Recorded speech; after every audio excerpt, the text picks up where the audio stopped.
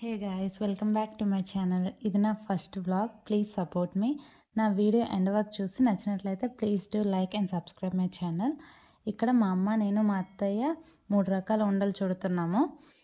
ఎవరికి నచ్చినని వాళ్ళు చేస్తారు, కొంతమంది దీనికన్నా ఎక్కువ కూడా చేస్తారు. మేమైతే 3 రకాలే చేస్తున్నాము. నేను మా అత్తయ్య పైన పని ఉంటే పైకి వెళ్ళాము. ఇక్కడ మా అమ్మ, మా నాన్నమ్మ అంటే మా అత్తయ్య వాళ్ళమ్మ, ఇద్దరు కలిసి మినపగారెలు చేస్తున్నారు. ఆల్రెడీ 2 రకాలు చేసేసారు. మేము వంటంతా కర్రల పొయ్యి మీద చేస్తాము, ఎందుకంటే గ్యాస్ మీద ఎంత ఫాస్ట్గా అవ్వదు, పొయ్యి మీద అయితే వేగంగా అయిపోతుంది కాబట్టి. ఇక్కడ మా అమ్మ నేను వీడియో తీయడం చూసి నేను ఎలా మాట్లాడుతానో వీడియోలో అనేసి నన్ను ఇమిటేట్ చేస్తుంది. ఉండలు చుట్టేసిన తర్వాత మరి నేను వంట దగ్గరికి వెళ్ళలేదు. ఏదో కూరగాయల కోసం అంటే మధ్యాహ్నం కోసి ఇచ్చేసాను. ఒకరు ఇద్దరు కంటే ఏదో మేనేజ్ చేసేస్తాం, కానీ అంత అంటే మన వల్ల కాదు. చుట్టాలందరికీ భోజనాలకి పిలాలి అండ్ ఊర్లో వాళ్ళందరికీ బూర్లు పంచాలి. మన వంట తిని వాళ్ళకేమైనా అయితే హూ ఈజ్ రెస్పాన్సిబుల్. సో అందుకే నేను కాస్త దూరంగానే ఉన్నాను.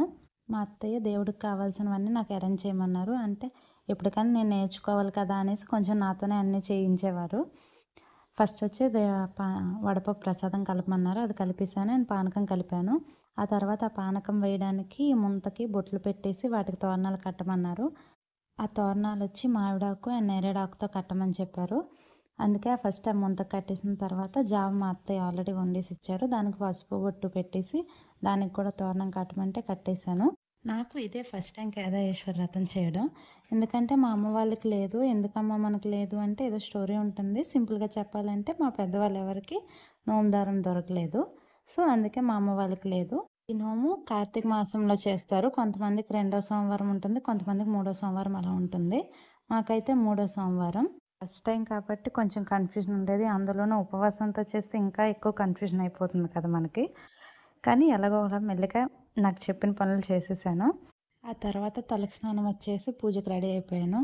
నేను ఎలా రెడీ అయ్యాను అనేది షార్ట్ వీడియో అప్లోడ్ చేశాను, వెళ్ళి చూసేయండి. ఎవరు నోము చేస్తారో వాళ్ళ ఇంట్లో మగవాళ్ళు వరిసేనికి వెళ్ళి అందులో ఒక వరిపైన తీసుకొని రావాలి. వరిపైరని తెచ్చి మనం ముందుగా ఒక సన్నికి పసుపు బొట్లు అవన్నీ పెట్టి అలంకరించుకొని దేవుడి మూల పెట్టుకుంటే దాని మీద వచ్చి వరిపైరం పెడతారు. దాన్నే గిరిడాయత్రం అంటారు.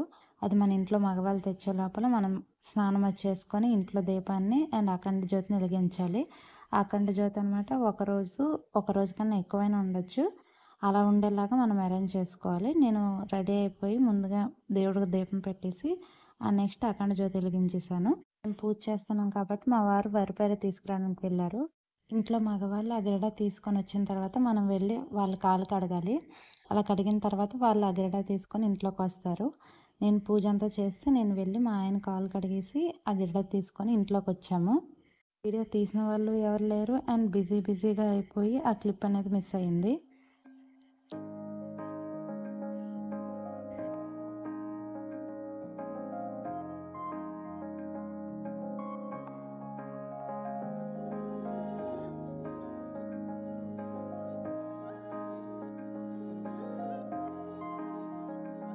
వారు ఆ వరిపైరని తీసుకొని వచ్చి ఆ సన్ని మీద పెట్టారు. దానికి పసుపు బొట్టు పెట్టి పళ్ళు పూలు అన్నీ అలంకరించుకొని మనం పూజించుకుంటాము. దాన్నే ఇప్పుడు మనం దేవుడిగా కొలుచుకుంటాము. ఇక్కడ నేను దానికి పసుపు బొట్టు పెడుతున్నాను. అప్పుడు మా మాయస్వామి వచ్చి ముందుగా దానికి పైకి కట్టు, అప్పుడే పసుపు బొట్టు ఉంటుంది అన్నారు. నాకేమో అది కట్టడం రాలేదు. తిరిగి వచ్చి మా మాయస్వామి కట్టుకున్నారు దానికి.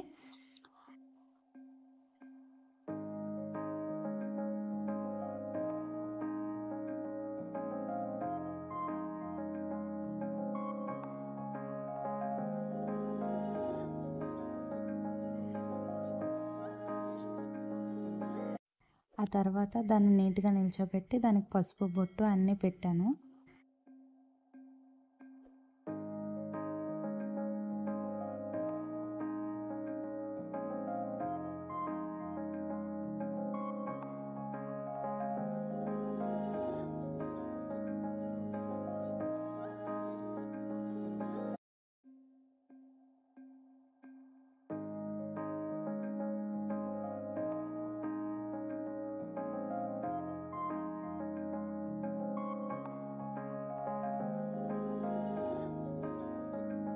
ఇక్కడ మా మాయస్వామి దానికి పూలు అవన్నీ అలంకరిస్తున్నారు.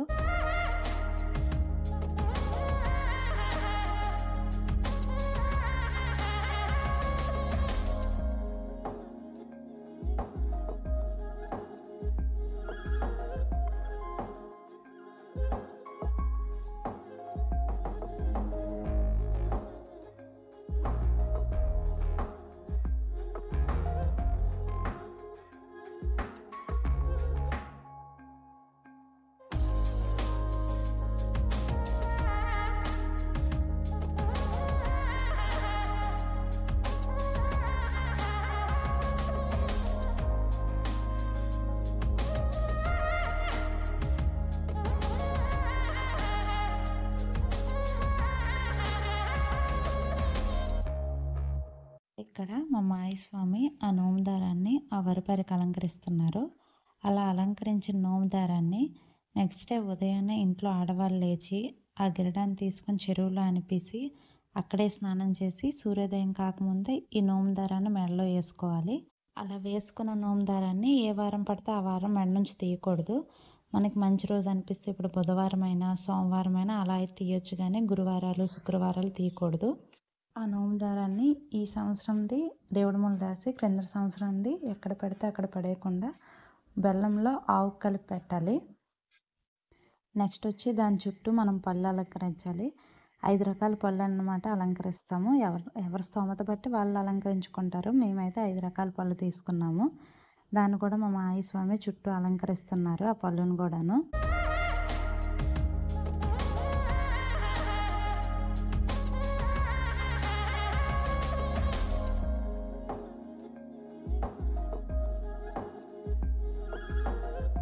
మా మాయి స్వామి పూలు పళ్ళు అలంకరించిన తర్వాత మా అత్తయ్య వచ్చి కొంచెం వరిపిండిలో గంధం వేసి దాన్ని బొట్లుగా పెట్టాలంట. అలా గోడకు బొట్లో పెట్టారు. ఫైనల్లీ మడపలు పెట్టే టైం వచ్చింది. మనం వండిన వంటలన్నీ ఒక 3 అరిటాకులు తీసుకొని దేవుడి మూల పెట్టి అవన్నీ వడ్డించుకోవాలి. ఇక్కడ నేను అవన్నీ అందిస్తూ ఉంటే మా అత్తయ్య ఏమో మడపలు పెడుతున్నారు.